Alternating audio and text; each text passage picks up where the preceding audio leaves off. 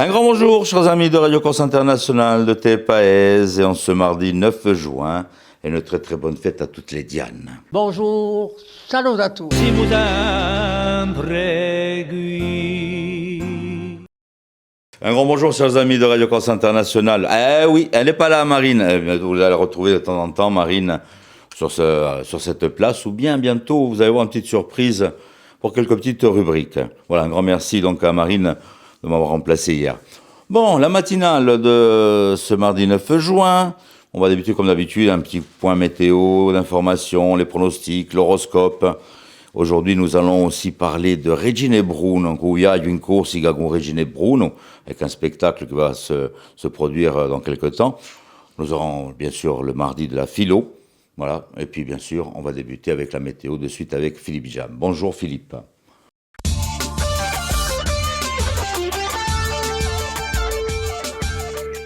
Bonjour Auguste, bonjour à toutes et bonjour à tous. Le temps sera au beau fixe aujourd'hui avec un beau soleil bien chaud puisque les températures grimperont jusqu'à 26 à 28 degrés en bord de mer, 29 à 32 degrés dans l'intérieur des terres.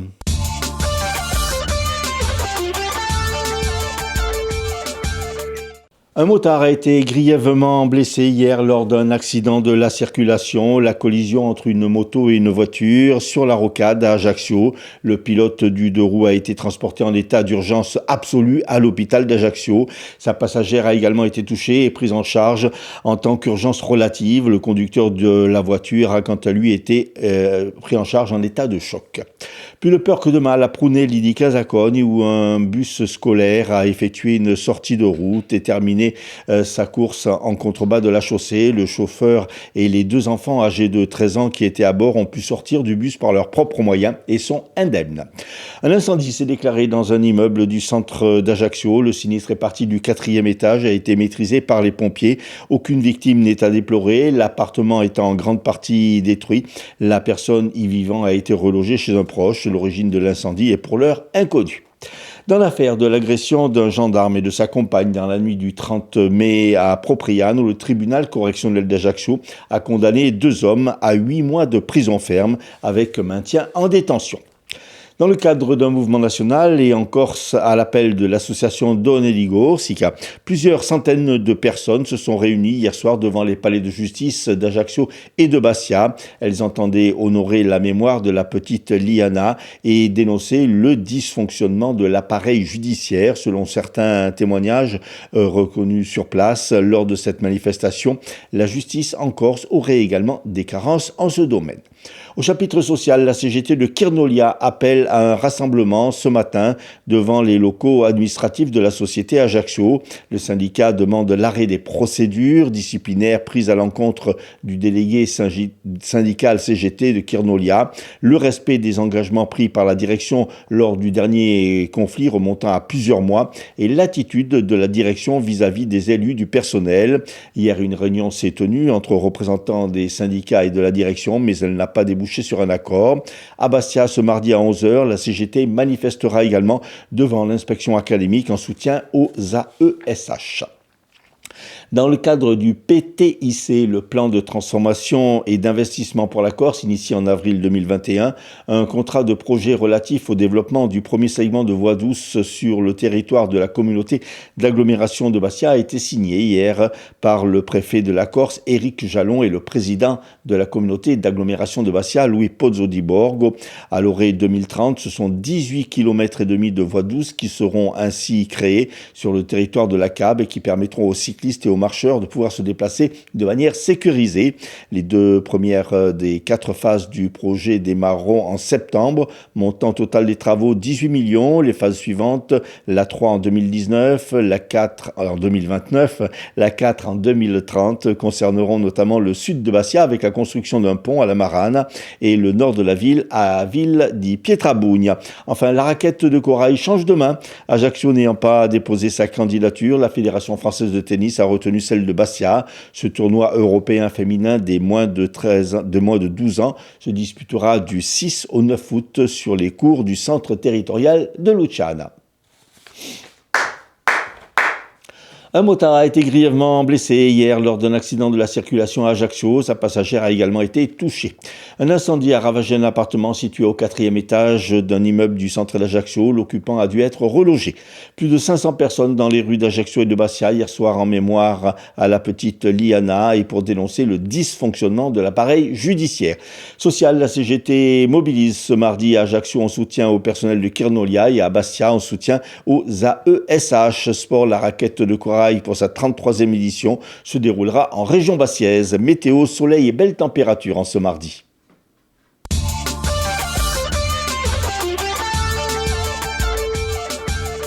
Voilà donc pour ce petit point d'info avec Philippe qu'on va retrouver dans un petit moment avec nos invités. Et nous aurons aussi à faire un petit détour du côté de Compiègne et de Vincennes, à Kifa. C'est pour les courses hippiques du jour, pour les pronostics avec Rémi. Allez, on y va de suite. Au galop, on y va aussi. Les pronostics hippiques de Rémi sur Radio Corse International. Bonjour à tous, ce mardi dans les bons coups du jour, nous serons sur l'hippodrome de Compiègne pour le Quintet. Je vais y retenir le numéro 11 Faolio qui ne devrait pas sortir des 3 premiers. Passons à la réunion de Vincennes, dans la 3e, le 3 Norcario Jeep devrait lutter pour la victoire, tout comme dans la 4e, le numéro 5 Marinat Fael. Bon jeu à tous.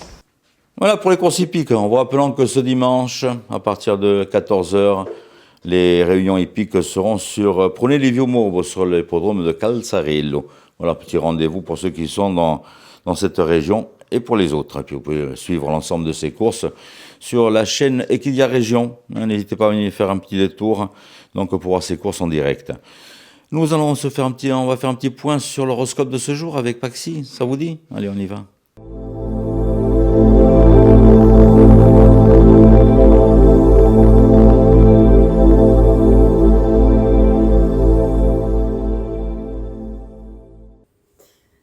Et bonjour à tous, j'espère que vous vous portez bien. On se retrouve pour ce mardi pour voir un petit peu ce que l'on a à vous dire. Les béliers, aujourd'hui la communication avec vos proches ou votre entourage proche sera compliquée. Prenez patience, choisissez bien vos mots. Les taureaux, il va falloir accepter la réalité de certains défis, épreuves ou événements que vous n'arrivez peut-être pas à dépasser. Tant que vous n'aurez pas accepté cette vérité-là, vous risquez de rester un petit peu bloqué.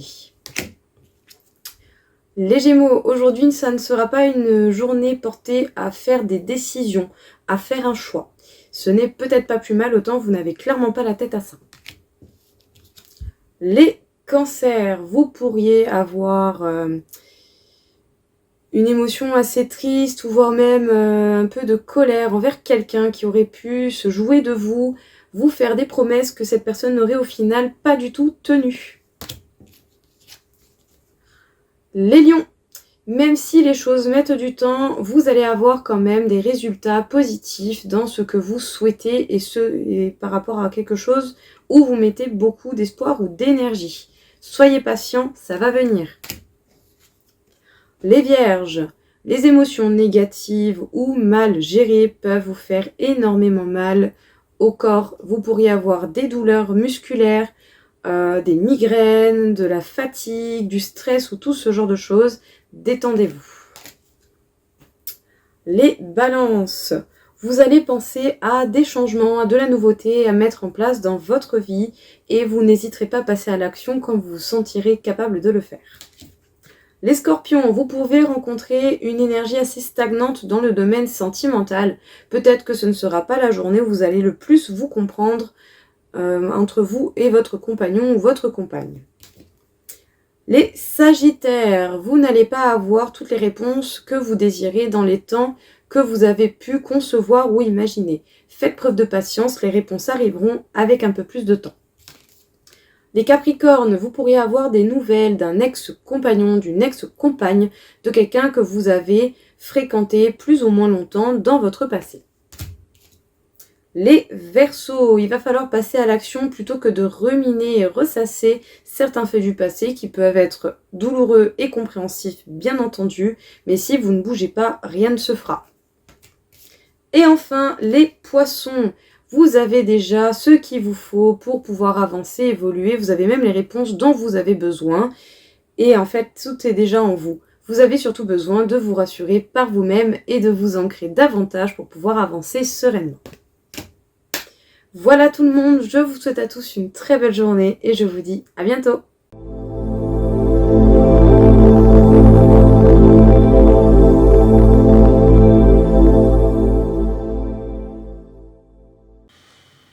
Le mardi, c'est de la philo, et c'est Christophe Dicaro qui vient nous rejoindre comme d'habitude.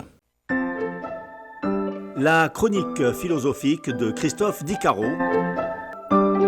Mesdames et messieurs, bonjour et merci de suivre une nouvelle fois cette philo-chronique sur RCI Télépaèse Estampa Paèse. Alors aujourd'hui, nous allons réfléchir à la notion de liberté, libertas, liber, qui viendrait donc du latin liber, qui signifie l'esclave affranchi de ses chaînes. Alors, dans notre monde contemporain, où il n'y a plus notamment, du moins en Occident, d'esclavage, de quoi parle-t-on lorsqu'on parle de liberté ? Alors, ou de quoi, plutôt, pouvons-nous être esclaves, si ce n'est plus par des chaînes visibles. Donc la liberté aujourd'hui peut s'entendre en deux sens. Le sens de l'État, le sens de la politique, le sens de la justice. Ma liberté commence là où s'arrête celle d'autrui, ou vice-versa. Et aussi l'esclavagisme mental, psychologique, c'est-à-dire qui nous qui nous induit à agir de telle ou telle manière en fonction d'un passé, d'un inconscient ou de stimuli extérieurs qui finalement nous touchent particulièrement. Alors dans son premier sens, son sens politique, étatique, la liberté équivaudrait à pouvoir dans un cadre donné agir selon nos possibilités, selon ce qui nous est autorisé, selon ce qui est dans le cadre légal. Légal, c'est-à-dire lié à la loi qui, pose les cadres. En revanche, dépasser ces cadres, ce serait enfreindre la liberté, et donc la liberté de se conformer aux lois qui nous sont prescrites. Dans notre société occidentale, française, républicaine et démocratique, ces lois sont a priori votés par le peuple, du moins par les députés qu'ils sont élus par le peuple et puis ensuite entérinés in fine par le Conseil constitutionnel. Et donc, comme nous le dit Rousseau, un peuple qui aime ses lois n'a pas de raison de les transgresser ou de les enfreindre. Par conséquent, ces lois devraient nous ressembler. Quid alors de ce qui se passe tout autour de nous ? En France, on a vu avec les débordements à Paris notamment, ou encore dans tout ce qui se passe et qui dépasse justement le cadre légal, comme si finalement plus de cadre n'existait, par conséquent plus de liberté. Regardez au niveau de Paris, en particulier, avons-nous la liberté de commercer lorsqu'il y a de grands matchs de foot ?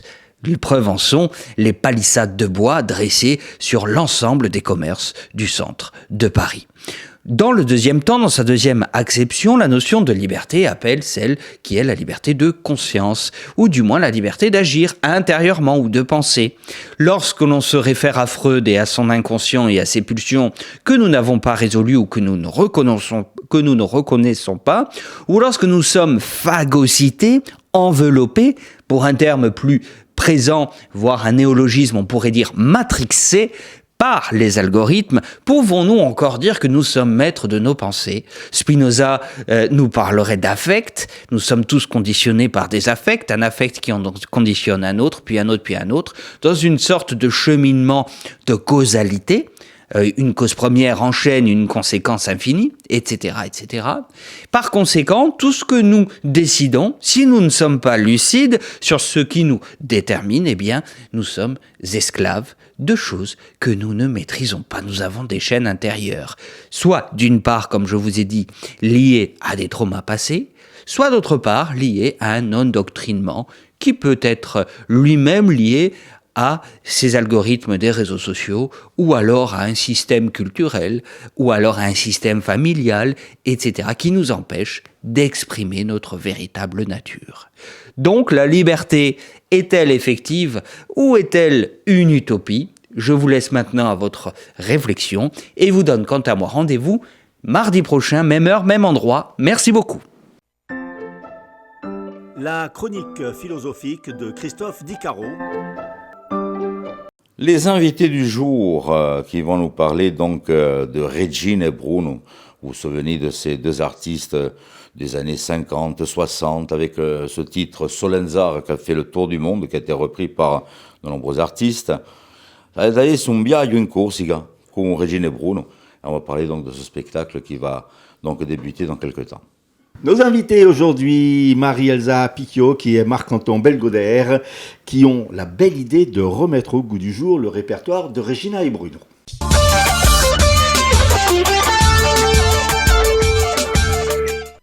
Marie-Elsa, bonjour. Bonjour. Marc-Anton, bonjour. Bonjour. Alors, Marie-Elsa, un petit mot tout d'abord, vous êtes soprano, un petit mot sur votre cursus. Alors, mon cursus, il débute au Conservatoire de Bastia à 6 ans. Il y a 3-4 ans, quoi. Oui, il y a très peu de temps. Donc j'ai l'impression d'avoir un peu toujours fait de la musique. J'ai commencé par le violoncelle dans la classe de Paul-Antoine de Rocazer. Et j'aimais aussi beaucoup chanter, j'ai l'impression depuis toujours, naturellement. Je me suis donc dirigée dans la classe d'Anne-Marie Grisogne quand j'ai eu l'âge 16-17 ans. Avant de partir ensuite faire mes études, à la fois à la faculté de psychologie d'Aix-en-Provence et parallèlement au conservatoire d'Aix-en-Provence aussi, où j'ai donc effectué les deux cursus en parallèle. Et aujourd'hui, donc, vous êtes soprano. Tout à fait. Et vous produisez assez souvent ? Alors, j'étais à Aix et je travaillais surtout avec l'Opéra d'Avignon. J'ai eu 2 enfants. Et donc, j'ai ressenti le besoin de retourner parmi les miens pour avoir de l'aide. Et donc, se remet en place, en effet, une activité musicale. Donc, de plus en plus de projets en cours, voilà, et à venir, dont Regina et Bruno. Dont Regina et Bruno, dont on va reparler dans quelques instants, après que Marc-Anton se soit présenté aussi. Bonjour. Eh ben, moi, j'ai commencé la musique quand j'avais 14-15 ans, par le chant, en vérité. J'ai commencé à chanter la messe, j'ai appris à chanter la messe traditionnelle en polyphonie dans mon village, à Villa di Pietrabugno. Puis après est venue la guitare électrique, le chant lyrique un peu plus tard, après mes études à Aix aussi. Et ce qui m'a conduit aussi à chanter notamment avec les chœurs de l'Opéra d'Avignon avant de revenir ici. Comment s'est fait la rencontre ? La rencontre s'est faite en 2003 parce que j'étais étudiant en psycho. J'ai rencontré Marie-Elsa à ce moment-là et depuis on ne s'est plus quitté. Alors, c'est pas la première fois, on va parler dans quelques instants de ce spectacle sur Regina et Bruno, mais c'est pas la première fois que vous travaillez ensemble. Vous avez fait quelque chose, Nadal lyrique, c'est ça ? Oui, on a en fait Nadal et lyrique, où c'est un concert commenté qu'on a donné en décembre dernier à la médiathèque de Bastia, qu'on a fait aussi à l'EHPAD Pierre Bocconiano et qui sera amené à être donné à nouveau au mois de décembre prochain. Alors vous nous revenez en ce début d'été avec Viaggio in Corsica cu Regina e Bruno. Pour les plus jeunes de nos auditeurs, on va peut-être faire présenter un peu qui était Regina et Bruno. Un couple mythique, mais alors je laisse le chef, car le chef est à l'initiative de Marc-Anton, est à l'initiative de ce beau projet, et c'est lui qui s'y intéresse depuis plusieurs années déjà. En gros, elle n'a rien à faire. Absolument pas. Alors... Non. Regina et Bruno, c'est un couple mythique de la chanson corse, qui commence leur carrière à la fin des années 50 et puis jusque dans les années 90.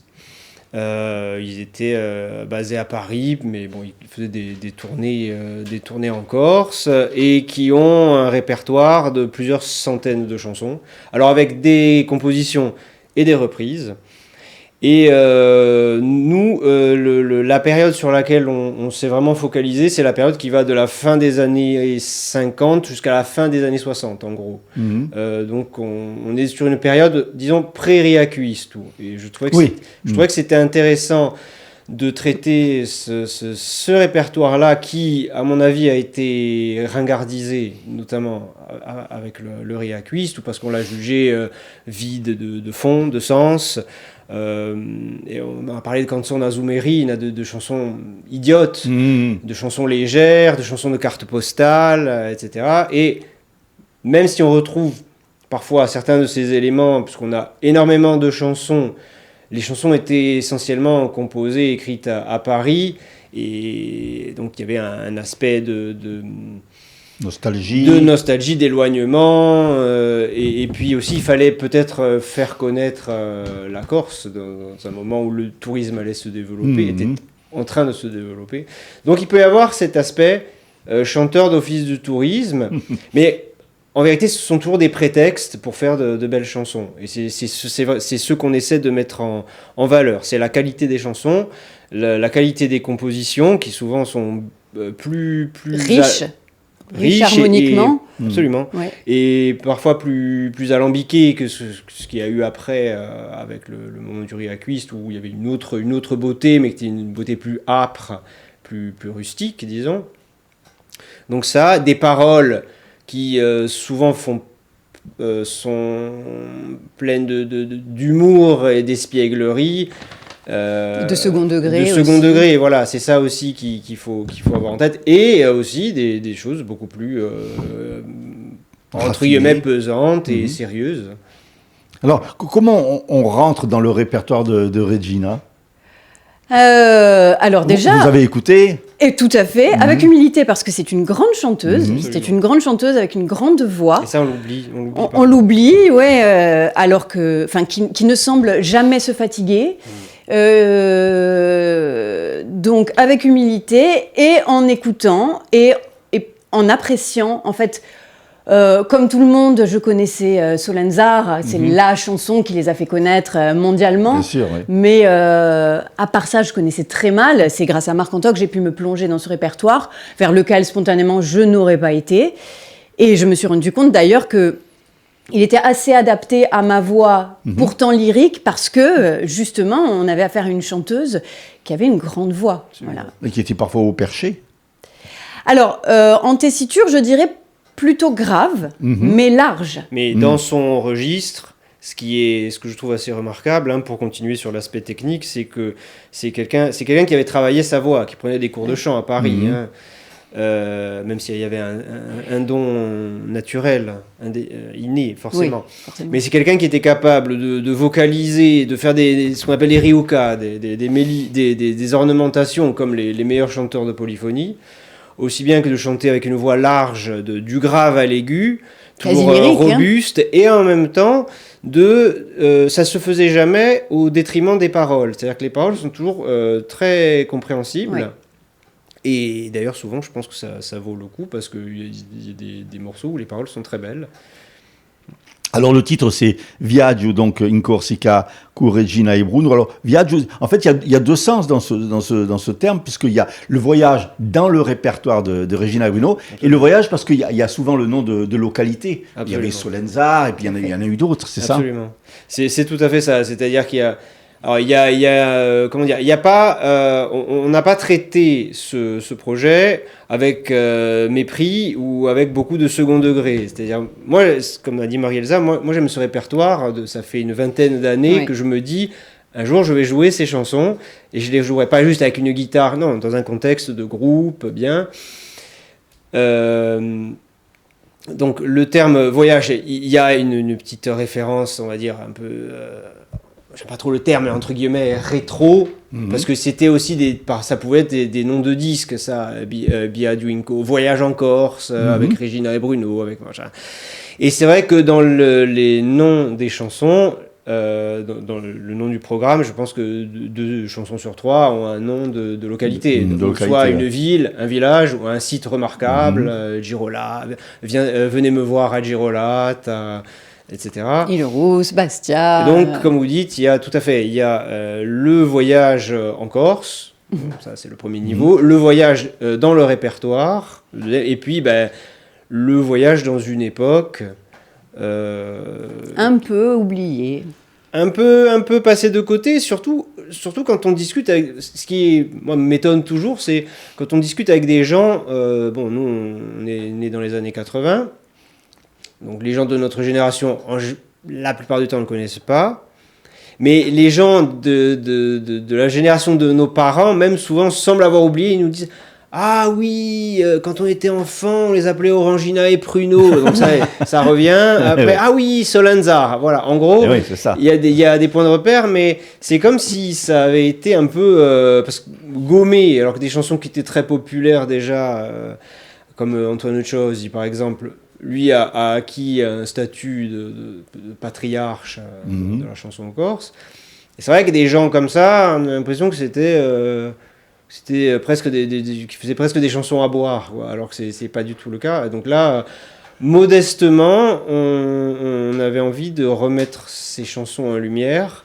Et comme je le disais, mais au premier degré, c'est-à-dire, regardez, écoutez-les vraiment, c'est beau. C'est beau, et les compositions sont de qualité. Il y a des harmonies vocales aussi, souvent subtiles, dont on n'a pas forcément l'habitude. Et puis voilà. Alors, c'est pas un tribute, hein? Alors, voilà. On pourrait... Parfois, les gens autour disent « Ah oui, vous faites un tribute », enfin un homme... Bon, tribute, finalement, je pense que c'est le terme anglais pour dire hommage, mais un tribute band, on va dire que c'est les groupes qui... c'est comme pas une imitation. Les chanteurs qui s'habillent comme Elvis, qui imitent la voix, qui mettent les costumes et tout. C'est pas du tout le cas.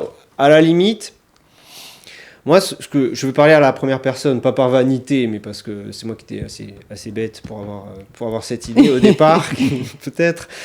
Mais c'était jouer les morceaux comme je les entendais dans ma tête, entre guillemets. C'est-à-dire, quand j'ai entendu Solenzar, c'était la même époque où je commençais à écouter des chanteuses comme Nancy Sinatra, et moi j'ai entendu ça.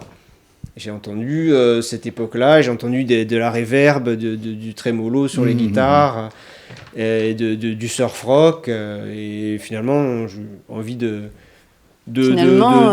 traiter les chansons comme ça, même si elles l'étaient un peu, parce qu'il y avait, sur certains morceaux, il y a de la batterie, de l'orgue électrique, c'est souvent riche en termes d'orchestration. Et donc j'ai voulu, c'est ce qu'on a voulu faire, c'était d'appuyer un peu le trait sur replacer ces chansons dans un contexte un peu de musique américaine de la première partie des années 60 jusqu'à la fin des années 60. Alors en fait, vous êtes un trio.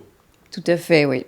Parce qu'il y en manque un. Oui. Alors il en manque un, et il manque Jackie Lemaine, que la Corse culturelle connaît bien, puisque en plus d'être auteur-compositeur, leader du Jacques Orchestra, directeur du festival Lectos, bientôt. Lectos à Bastia. Et donc, c'était le troisième larron. Lui, il sera à l'orgue, c'est ça? Il sera à l'orgue électrique. Oui. Donc, et vous, à la guitare, moi, c'est ça? je suis guitare à la guitare. Et chant. Guitare et chant, hein. Et chant pour moi. Et voilà. Alors, il y a des représentations de prévues, forcément. Oui. Alors, absolument. Donnez-nous un petit peu quelques dates, parce qu'il va y avoir beaucoup de monde, je sens, surtout dans les villages, peut-être, que ça va être très apprécié, non? On espère. On a notre première représentation qui n'est pas prévue dans un village, qui est prévue au musée de Marianne. Le 11 juillet. À Luciane, hein? Oui, à Luciane. Ensuite, on jouera le 19 juillet à Lourdes, à la Villa Saint-Jacques, pour ceux qui connaissent un peu Lourdes. Ce sera à 21h, si je ne dis pas de bêtises. On va jouer ensuite à Côte-Sanne. Le 16 août. Le 16 août. Et on a une date en novembre aussi, à la médiathèque de Bigoul. Voilà. Alors, si on veut vous contacter, il y a un Facebook, il y a un site où on peut vous contacter, parce que je suppose qu'il y a beaucoup de gens qui vont vouloir voir surtout que c'est pas une grosse structure. Non, c'est pas vous pouvez vous installer c'est facilement sur une place de village ou. Oui. Voilà, c'est ça. C'est-à-dire qu'on a fait, on va dire, une concession sur pour l'instant, parce qu'on commence sur le nombre de musiciens. On a essayé de ramasser au maximum, sans que ça soit pour autant vide. Je pense qu'on arrive à faire un son qui se tient assez. Et justement, une structure assez légère, on peut sur des placettes, sur des salles. Et donc, on peut nous contacter via notre Instagram. Et on a une chaîne YouTube aussi.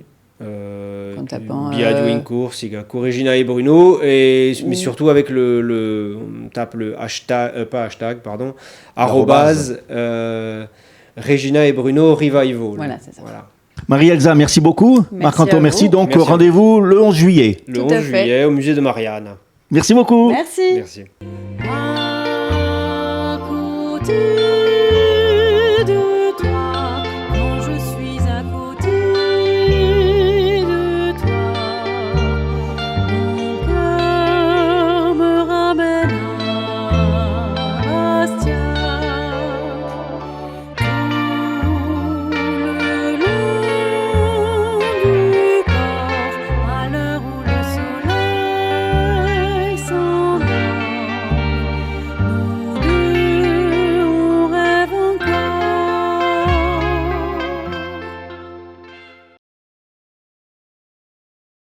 Voilà, spectacle à ne pas manquer. Hein.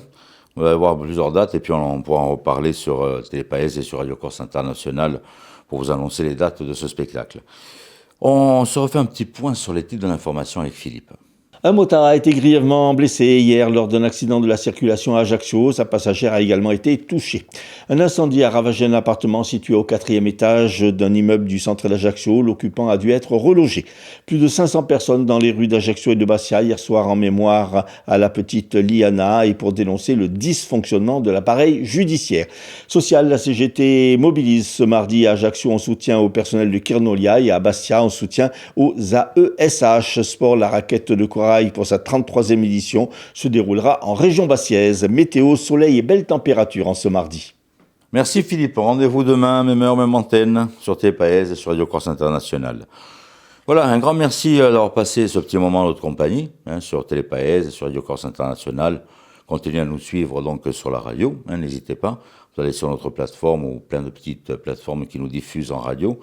Mais sur notre site directement, vous pouvez retrouver les podcasts, les replays de ces émissions en vidéo et bien sûr la radio en direct. Passez un bon mardi et je vous donne rendez-vous demain avec toute l'équipe. Même heure, même antenne. Tenez de porte à domani. Bonjour, salut à tous. Si vous